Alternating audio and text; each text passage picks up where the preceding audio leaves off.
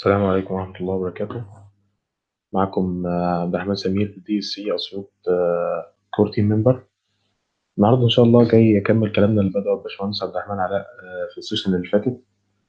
والسيشن النهاردة إن شاء الله نحاول بأكبر قدر ممكن إن إحنا نطبق عملي عشان نبقى فاهمين الدنيا ماشية إزاي والدنيا تتعود على كتابة الكود. بس قبل ما أبدأ حابب بس أوضح نقطة معينة إن هو ال HTML كده لسه ما خلصتش، وإن شاء الله في سيشن تانية لل HTML. بس إحنا هنمشي إن شاء الله سيشن HTML وسيشن CSS، بحيث إن عشان الاتنين مرتبطين ببعض جدا. ف سيشن النهاردة إن شاء الله هنتكلم بتفصيل شوية عن ال CSS وهي إيه وبتعمل إيه وإيه وظيفتها في الويب عموما. وإن شاء الله السيشن الجاي نرجع نكمل كلامنا عن HTML. في البداية النهاردة هتكلم بس كده عن نقطة صغيرة في ال HTML، ونبدأ كلامنا في ال CSS، وهنتكلم إزاي تكتب CSS وإيه الطرق اللي بتكتب فيها CSS، وإيه السنتكس والرولز بتاع CSS، ويعني هنعرف يعني إيه سيلكتور ويعني إيه بيرنتس وتشيلدرن. في الأول في 3 تاجز مهمين جدا في ال HTML اللي عايز أتكلم عنهم. تقريبا هم موجودين في كل ويب وفي كل موقع معمول، وهتحتاج تعمله بعد كده. أول تاج اللي هو الليست. ففي عندنا اوردرد ليست وان اوردرد ليست. ببساطه شديده الاوردرد ليست اللي هي الليست اللي الترتيب فيها مهم وبتبقى مرتبه، هي بيبقى ليها ديفولت فاليو وبتبقى مرتبه مثلا من 1 2 3. اما الان اوردرد ليست بتبقى ليست غير مرتبه، بيبقى الترتيب فيها مش مطلوب او مش مهم. تاني تاج حابب اتكلم عليه النهارده هو الايمج. اكيد في كل موقع انت هتبقى حابب تحط صوره، او ان انت يعني لو هتكتب كلام، لو هتكتب بوست مثلا والبوست ده فيه كلام وتحتيه صوره، فانت اكيد هتبقى عايز تحط الصوره. فالايمج تاج ده بيبقى يعني بيساعدك ان انت تحط صوره في الموقع بتاعك. لو لاحظنا هنا فالتاج ده بيبقى سيلف كلوز تاج. هو عباره عن سيلف كلوز تاج، ما بياخدش منه غير السورس ده اللي هي المكان الموجود فيه الصوره اللي انت عايز تحطها. وكلمه الت دي بتساعدك ان انت بتحط اسم على الصوره دي، بحيث ان انت لو عندك الكونكشن بتاع النت ضعيف، فانت بتحط اسم على الصوره دي بحيث ان اللي يجي يشوف الموقع يشوف الصوره. آه، شوف الصورة يعني الصورة دي بتعبر عن ايه. بس وان شاء الله هنبدأ نطبق عشان ما ينفعش عموما في البروجرامنج ان انت يبقى الكلام كله سرد كده او ان انت بتسمعه بس، فلازم تبقى بتطبق. فاول حاجة لو انت بتشتغل على فيجوال ستوديو كود، فتفتح الفولدر اللي انت هتعمل فيه البروجكت وتكتب هنا CMD، تكتب كود. افتح معاك على طول الفيجوال ستوديو كود. هتيجي هنا من على الجنب وتعمل نيو فايل، هتعمل الفايل بتاع ال HTML العادي، هتكتب اسمه. هو يفضل ان اسمه يكون index، وطبعا لازم الامتداد بتاعه يبقى HTML.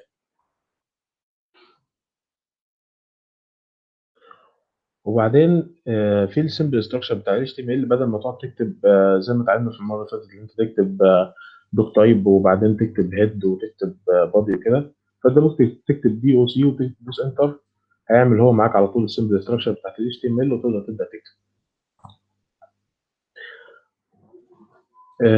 اول حاجه احنا اتكلمنا عنها هي الاوردر ليست والان اوردر ليست.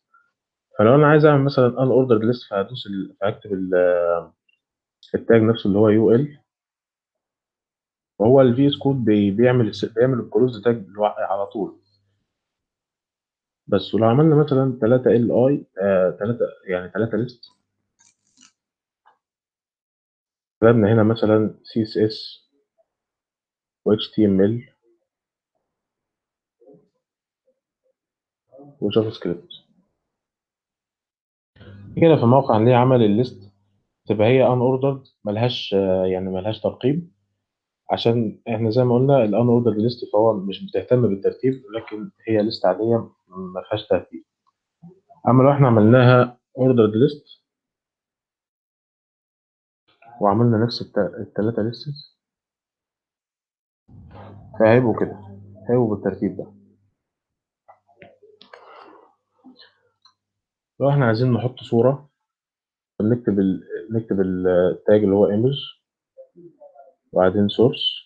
انا عندي هنا في الفايل اللي انا عامله حاطط صور، فانا مثلا عايز احط الصورة دي، بكتب مكان الصورة، فهي موجودة في فولدر اسمه ايمج، وبعدين بندوس باك سلاش ونختار الصورة اللي احنا عايزين نحطها. فنقول احنا عايزين نحط الصورة رقم 2 دي، فهنيجي هنا في الموقع هي حاطين لي الصورة، وهكذا.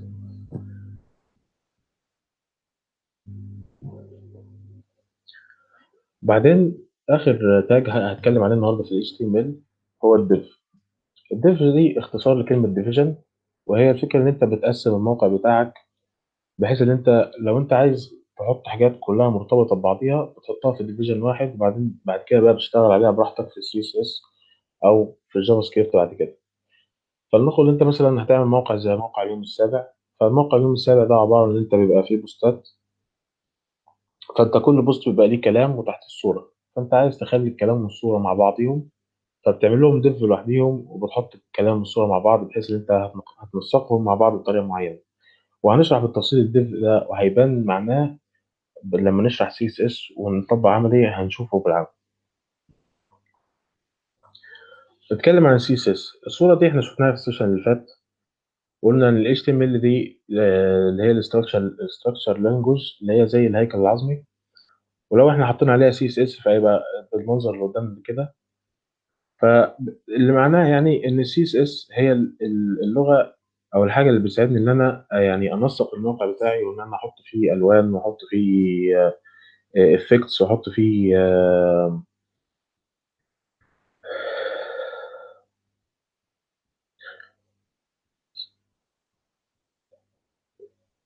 سي اس اس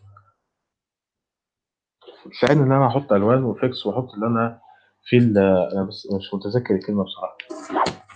بس وبعدين بتساعدني ان انا اظبط الموقع بتاعي بحيث ان هو يظهر في اكتر من موقع، يعني مش في اكتر من شاشه، بحيث ان انا دلوقتي لو ظبطت الموقع بتاعتي مثلا الموقع بتاعي على شاشه اللاب، فهي الشاشه كبيره، فبعد كده انا لازم اظبط الموقع بحيث ان هو يبقى واضح في التليفون، عشان شاشه اللاب كبيره بالمقارنه بين بالمقارنه بشاشه التليفون.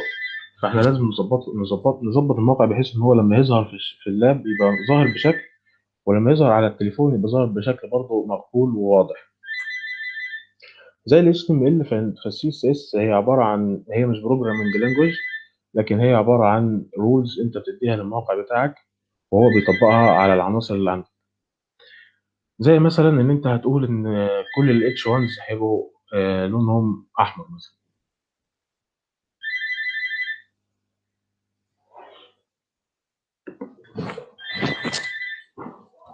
لحظه واحده.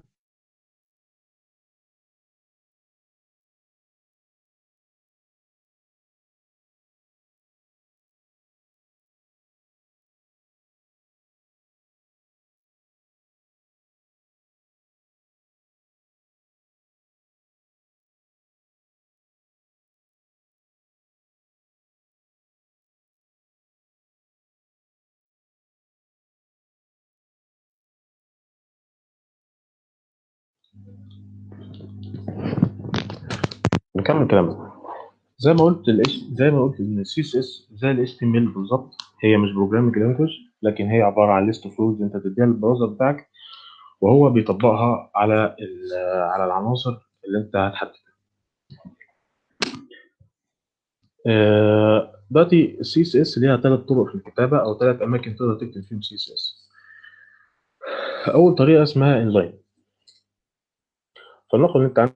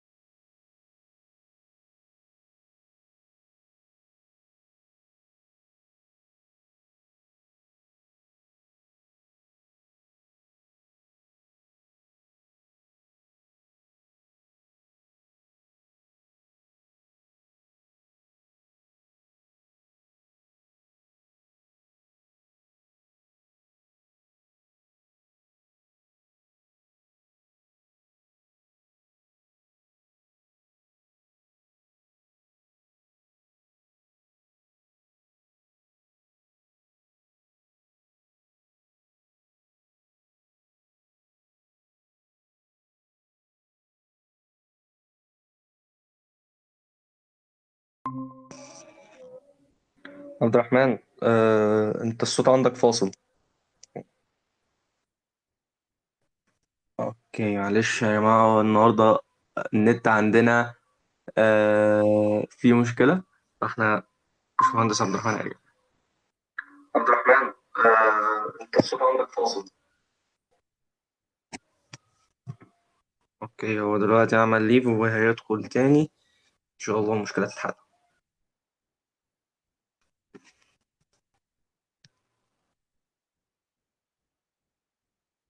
عموما ما تنسوش تملوا الفورم بتاعت الاتندنس اللي للآخر، واعملوا شير للسيشن عشان احنا غيرنا اللايف، فتقريبا الناس ممكن تكون اتلخبطت. آه، المشكلة بس كانت تكنيكال شوية. النت ما كانش لطيف معانا، فاخدنا وقت عبالة ما غيرنا سويتش وفتحنا فيرتشوال ماشين تانية في قارة تانية عشان نقدر ناخد اكسس على على الانترنت يكون سريع.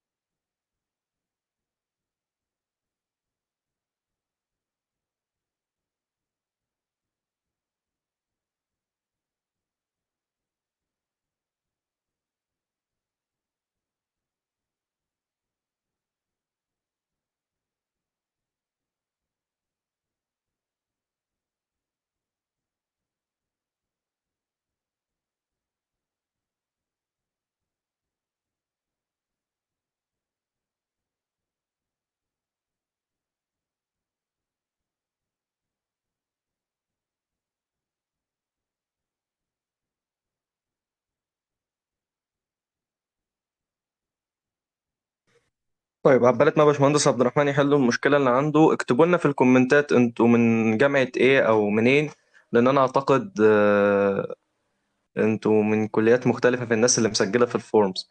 ف يا حاتم، باشمهندس سمير هيرجع دلوقتي على طول، بس بيظبط الانترنت عنده. عبد الرحمن، انت كده سامعني؟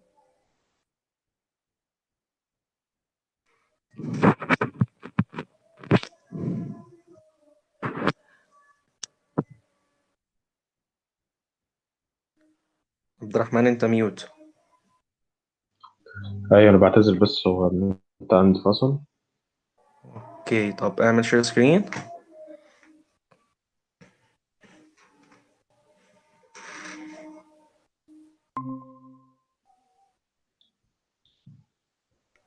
هام جدا، اعمل بريزنت بقى. ايه، اسيبك مع تمام. الشباب. سلام. انا بعتذر بس عن اللي حصل، هو النت فصل. ان شاء الله يعني نكمل السيشن دي على خير. نكمل كلامنا دلوقتي. احنا قلنا سي اس اس ليها ثلاث طرق للكتابه. اول طريقه اللي هي الانلاين، انت بتيجي يعني دلوقتي انا عملت اول بتيجي على العنصر اللي انت عايز تشتغل عليه سي اس اس، وبتكتب جنب التاج نيم بتكتب ستايل. بتفتح ستايل، وبعدين تفتح دبل كوتيشن وتكتب جواها الستايل السي اس اس اللي انت عايزه. فهنا مثلا هو خلى الكلر بتاع السي اس اس بتاع الاتش 1 ريد، وخلى التكست ترانسفورم كابيتالايز، يعني خلى كل حرف في كل كلمه كابيتال، كل حرف في بدايه كل كلمه كابيتال. تاني مثال عندنا هنا ديف.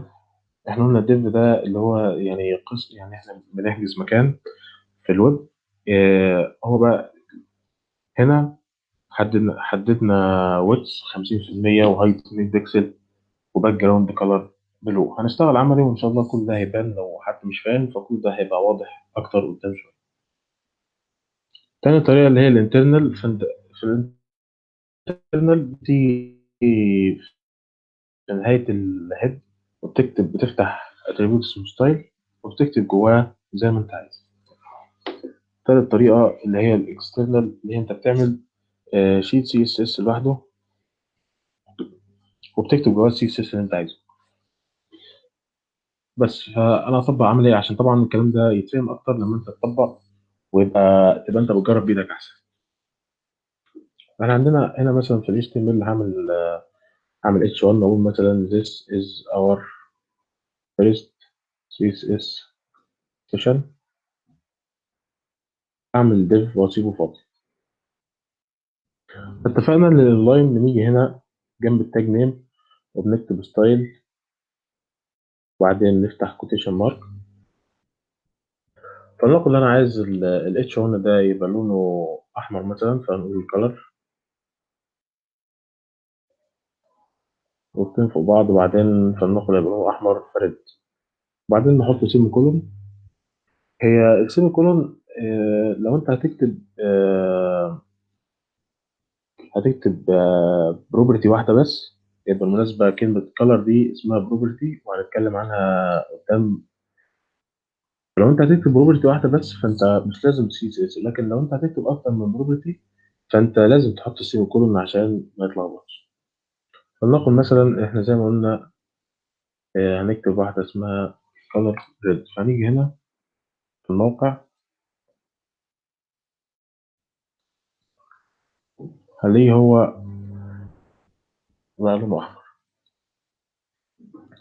نكمل. لو انا مثلا عايزه يبقى يعني بدايه كل كلمه تبقى كابيتال، فنقول تكست ترانسفورم ونحط لها كابيتالايز. خلى بدايه كل كلمه بقى كابيتال. نيجي في الديف دلوقتي هو انا ما حددتلوش انا هحجز مكان حجمه قد ايه او مساحته قد ايه. فانا لازم احدد عشان اعرف اشتغل عليه. فهنكتب ستايل، لازم احدد له ويدث مثلا هيبقى 100%، وهايت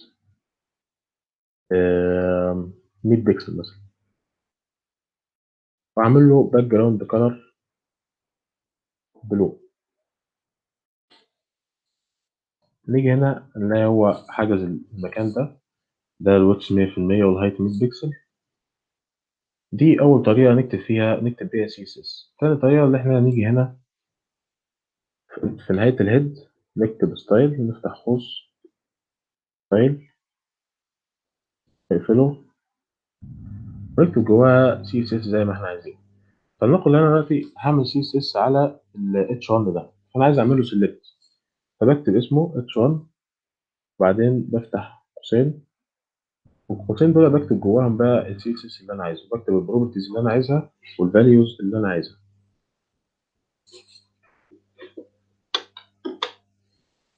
آم، احنا دلوقتي نمسح دول. احنا دلوقتي فهمنا اللاين، فهنعمل انترنال.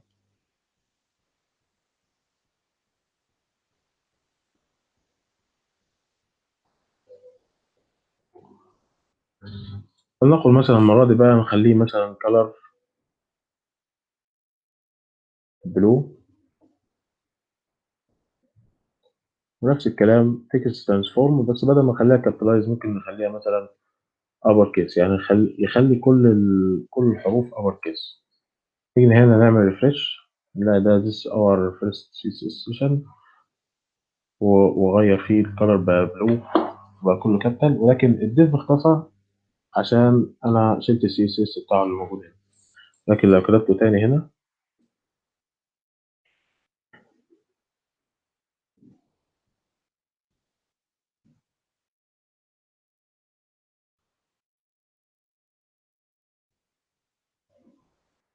قلت 100%، هايت خليه اكبر شويه مثلا 500 بكسل. يجي هنا ما ظهرش، في مشكله.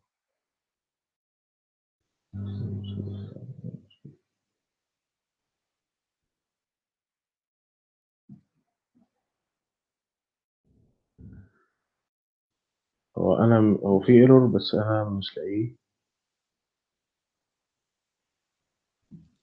انا رجعت ال 100 بكسل.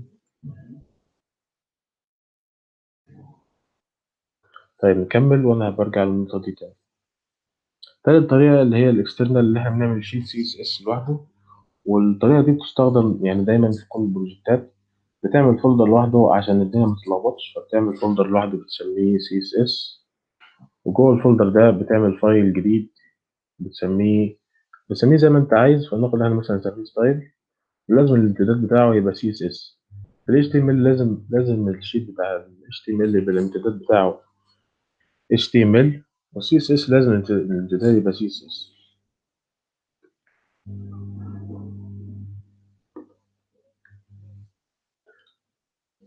هنيجي نكتب هنا بقى شيت، هنكتب سي اس اس زي ما احنا عايزين.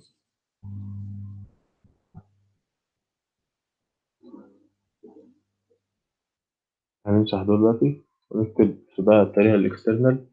هنكتب في الشيت ده زي ما احنا عايزين بقى سي اس اس. هنعمل سيلكت برضو ال H1.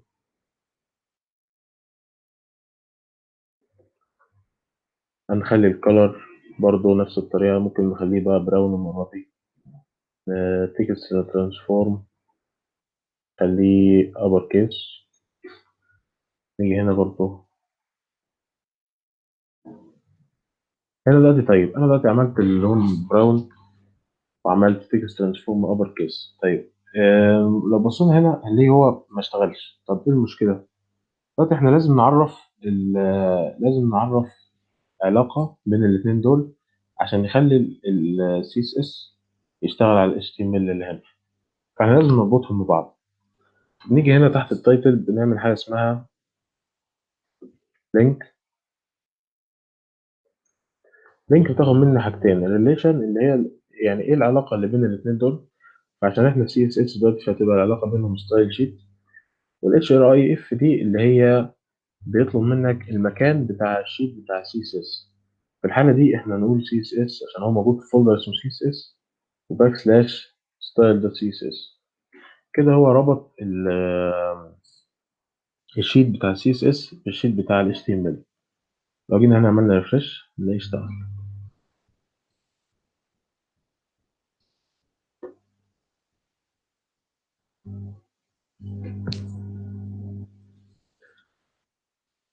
نكمل. احنا عموما في كل البروجكتات بيستخدموا الطريقة اللي هي الاكسترنال، لأن هي الطريقة المنظمة أكتر وبتخلي الناس بعد كده لما بتستخدم الفولدر بتاعك أو الفايل بتاعك ما تقدرش يعني ما تتلخبطش. دلوقتي احنا كتبنا سطر بسيط زي كده وفي H1 color lyric. دلوقتي احنا عايزين نعرف كل سطر معناه ايه. ال H1 ده معناه اسمه السلكتور. السلكتور ده ان هو بيسلكت الاليمنت ده او العنصر ده وبيطبق كل حاجه جوه البراكت، جوه القوسين دول هيطبقهم على العنصر اللي انت عملت له سلكت. كلمه كلر دي اللي هي بروبرتي. واحنا عندنا في السي اس اس بروبرتيز كتيره جدا، حوالي 350 بروبرتي. ولكن انت مش مطالب ان انت تعرفهم كلهم او انت تحفظهم كلهم. او انت تقريبا بالمعدل المتوسط هتستخدم من حوالي 50 ل 100 بروبرتي في معظم البروجكتات بعد كده. والفاليو اللي هي القيمه اللي بتديها للبروبرتي. دلوقتي انا عملت سيلكت اتش 1 وانا لسه قايل حالا ان هو في حوالي اكتر من 350 بروبرتي. طيب انا ممكن اكتب كام بروبرتي للاليمنت الواحد. انت ممكن تكتب زي ما انت عايز، يعني مفيش عدد معين انت ممكن تقف عنده. في بروبرتيز كتيره جدا، وانا يعني هنتكلم النهارده عن اكتر الحاجات المشهوره في البروبرتيز. ف... فلناخد دلوقتي انا عندي ال H1 ده. انا عندي H1 this is our first CSS session. فانا هشتغل عليه واحده واحده. فلناخد ان انا عايز اغير الكلر بتاعه. فاحنا اتكلمنا عنها الكلر دي وقلنا مثلا ممكن نخليه براون. وبعدين لو انا عايز اغير الخط فانت بتكتب هنا فونت فاميلي. في خطوط كتيره هنا انت تختار منهم الخط اللي انت عايز. فانا مثلا هختار الخط مثلا ده. هنيجي هنا نعمل ريفرش هنلاقي الخط اتغير.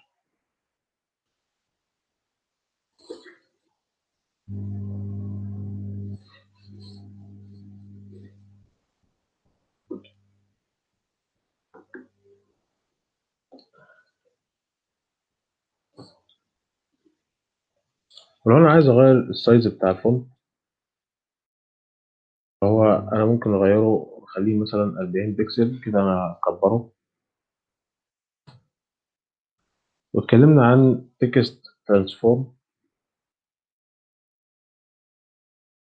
ان هو ممكن يبقى upper case او capitalize زي ما انت حابب. capitalize هيخليه زي ما قلنا بداية كل حرف بداية كل كلمة الحرف بمكان. وبالمناسبة الكالر دي بتستخدم للفونتس بس، يعني ما ينفعش مثلا يبقى انت عندك ديف وعايز تخلي الباك جراوند تخليه مثلا احمر فتكتب كالر ريد، هو كده مش هيشتغل. هي ليها طريقة تاني هنتكلم عنها دلوقتي. وعندي فونت ويت، لو انت مثلا عايز تخلي الكلام بولد او تخففه شويه. هو ال H1 الديفولت بتاعه ان هو بيبقى بولد، فلو انت عايز تقلله مثلا شويه فهي بتاخد قيم من 100 ل 900، فاحنا في النقل هنكتب مثلا 200، فده هيقلل البولد شويه. وبعدين لو انا مثلا كتبت هنا H1 تاني اسمه مثلا مرحبا مثلا في كورس،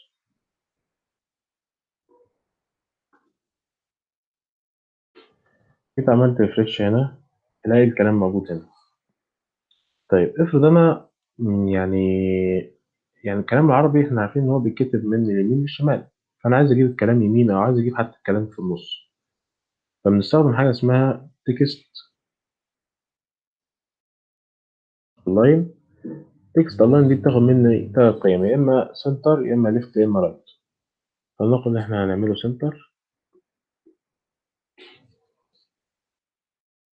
نجيب الكلام هنا في النص.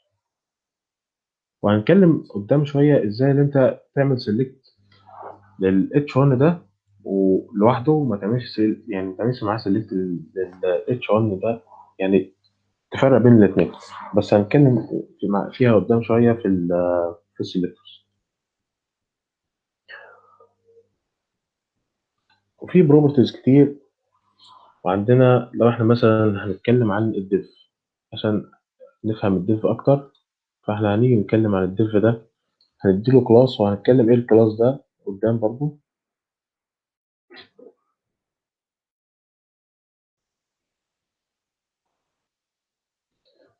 فلنقل ده هنديله كلاس مثلا اسمه فيرست.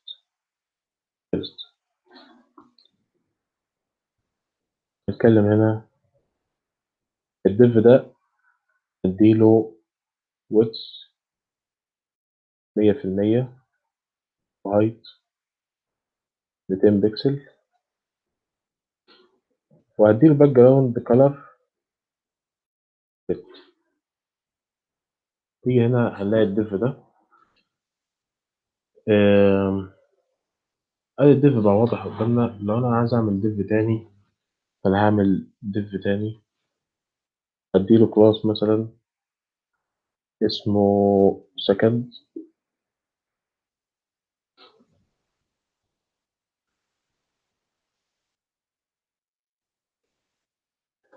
واعمل سيلكت السكند ده هنا في السي اس اس، واكتب جواه الويتس 100% برضه، او ممكن نخليها 50%.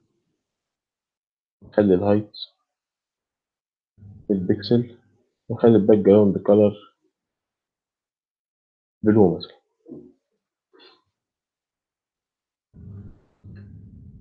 وهكذا في بروبرتيز كتيرة جدا. أنا لو قعدنا نتكلم عن واحد في واحد فيهم فإحنا مش هنخلص بصراحة.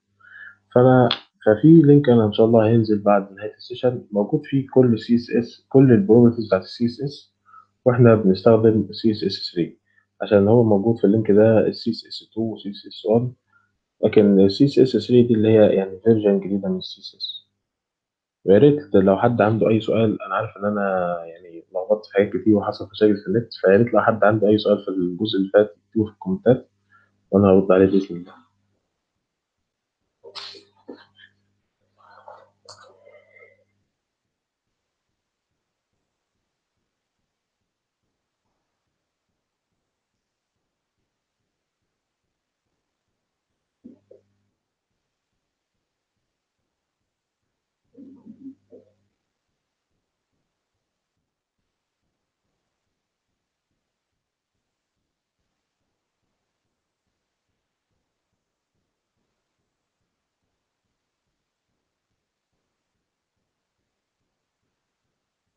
يا ريت لو حد عنده أي سؤال يكتبه في الكومنتات.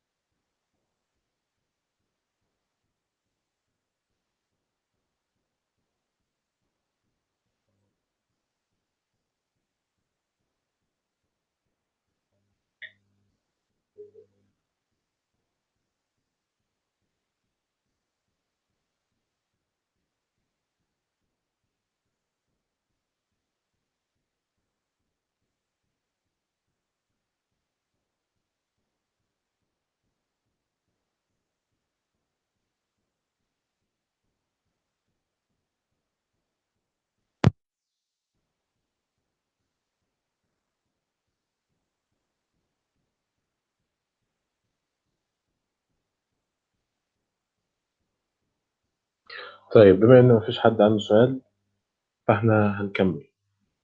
دلوقتي عندي في حاجة اسمها parents and children. أنا عندي كود مكتوب كده div جواه h1، وبعدين جيت في السي اس اس وكتبت div وكتبت color blue، فهو هيطبق على ال h1 ده الكلر بلو ده. يعني لو أنا جيت هنا في الكود وكتبت جوه الديف التاني ده وكتبت مثلا h1 وبعدين this is test مثلا، وجيت هنا اديت له color red،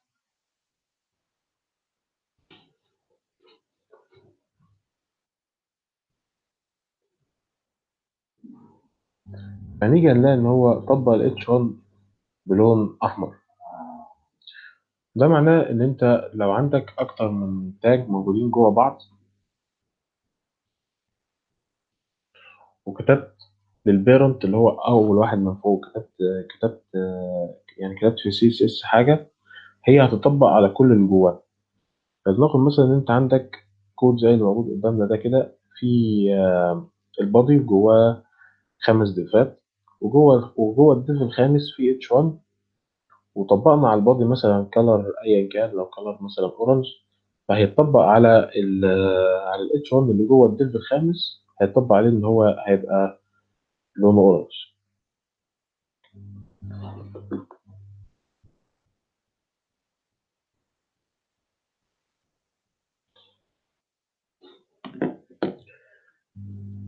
نتكلم بقى عن حاجه اسمها السلكتور. دلوقتي انا عندي هنا اتش 1 و اتش 1 وديف وديف، وهيبقى بعد كده هيبقى اكتر من كده.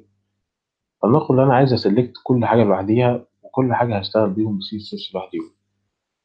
فانا عندي السلكتور ليه 3 انواع: في select by element وselect by name select by tag وselect by class. select لا انا اسف، select by element وselect by id وselect by class. فانا عندي لو انا مسحت كل دول ونبدا تاني،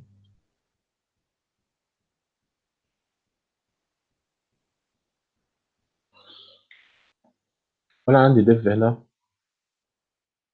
جواه h1 يقول لك مثلا this is،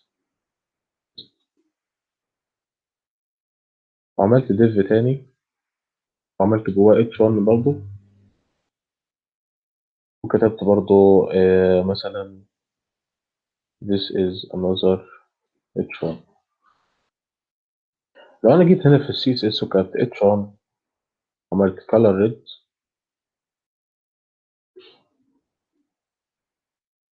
بس لحظة لازم برضو ايه، زي ما قلنا الديف لازم يبقى ليه ويدث وهايت. انا اقول ديف هنا ويدث 100% وهايت 200 بكسل، وباك جراوند كولر خليها بلو.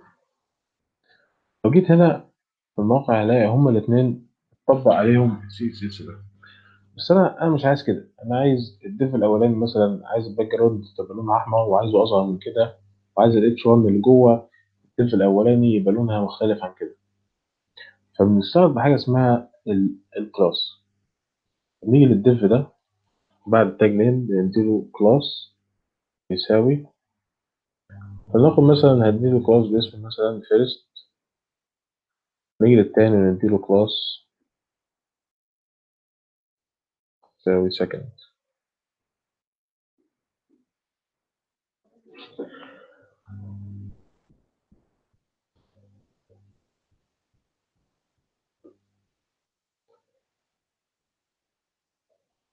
نيجي هنا في السي اس اس، بدل ما انا اعمل دلوقتي، لو انا السطر ده معناه ايه؟ معناه ان هو عمل سيلكت لكل الاتش 1 الموجودين عندي في الصفحه. فلو كتبت اتش 1 تالت هنا مثلا بره، يعني بره الديفات خالص، وقلت له مثلا this is a third one، هنيجي هنا اللي هو ظهر برضو. ولو ادينا مثلا لكل الاتش 1 color red او مسحنا، لا ماشي. مسحنا الباك جراوند دي عشان ما نتلخبطش. انا بس في ايرور هنا، نسيت خليه يطبق على التلاتة اتش 1 الكالر ريت. فانا مثلا عايز اخلي الاتش 1 الاولاني ده، عايز اخليه لونه ازرق، فبديله اي دي بيساوي فيرست اتش 1 مثلا. بعدين بنعمل له سيلكت ازاي دلوقتي؟ لو انا بستخدم element فانا بكتب اسمه على طول. لو انا مثلا هسلكت باي اي دي فبكتب هاشتاج والاي دي نيم اللي هو كان فيرست اتش 1، وبنفتح قوسين ونكتب سي اس اس زي ما احنا عايزين. هيبقى color fit، color مثلا بلو. نفتح السطر ده، هاجي ادي التاني ده الاي دي برضو هاشتاج second اتش 1، واي دي هنا برضو عشان هسلكت كل واحد لوحده، عشان عايز لكل واحد فيهم لون مختلف عن التاني.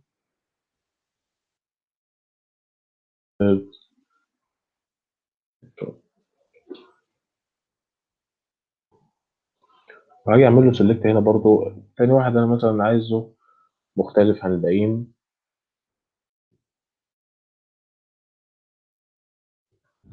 انا كده عملت له سيلكت باي اي دي، وهدي له. انا عندي هنا نفس الايرور برضو، في هنا يبقى نصين فوق بعض. هناخد ده انا عايزه يبقى لونه احمر، وعايزه مثلا يبقى كله كابيتال، وعايزه آم، عايزه يبقى في النص مثلا، فهنقول تكست الاين سنتر. نيجي هنا نعمل ريفريش، هنلاقي الاولاني يطبق عليه اللي انا عملته له اللي هو كلر ريد، والتاني يطبق عليه اللي انا عملت له سيلكت دي. ولو قلنا التالت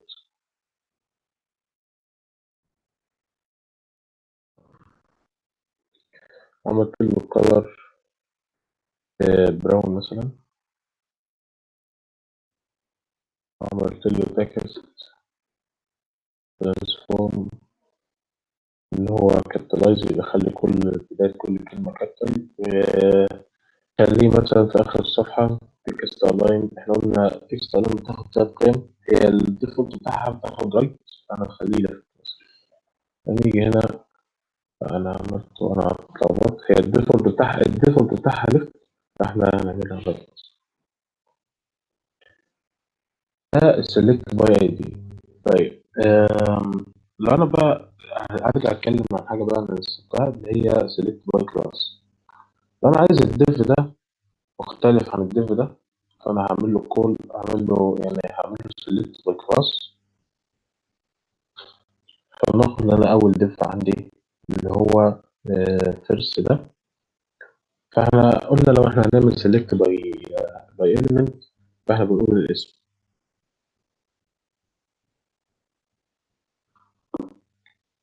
بنقول الاسم على طول. يعني هعمل سيلكت ال H1 فبقول H1 على طول، ولا هعمل سيلكت باي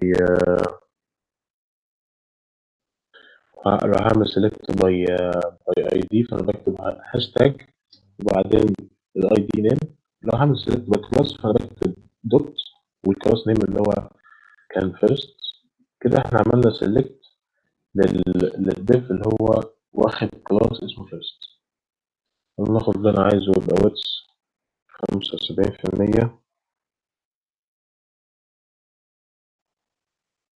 وهايت 200 بكسل، وأديله باك جراوند كلر.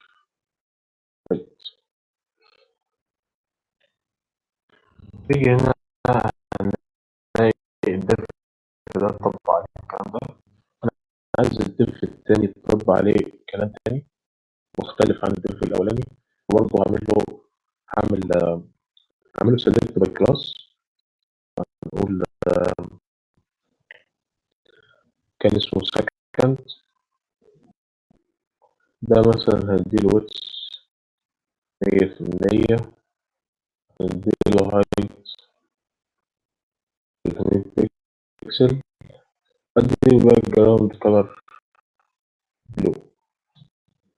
يجي هنا يطبق الكلام ده.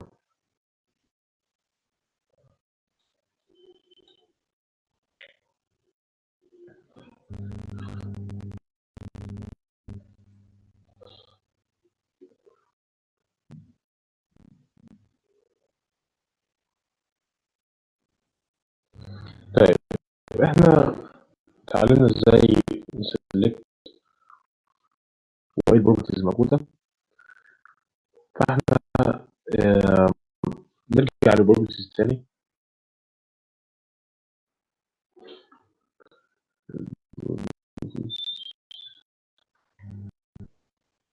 عشان نشتغل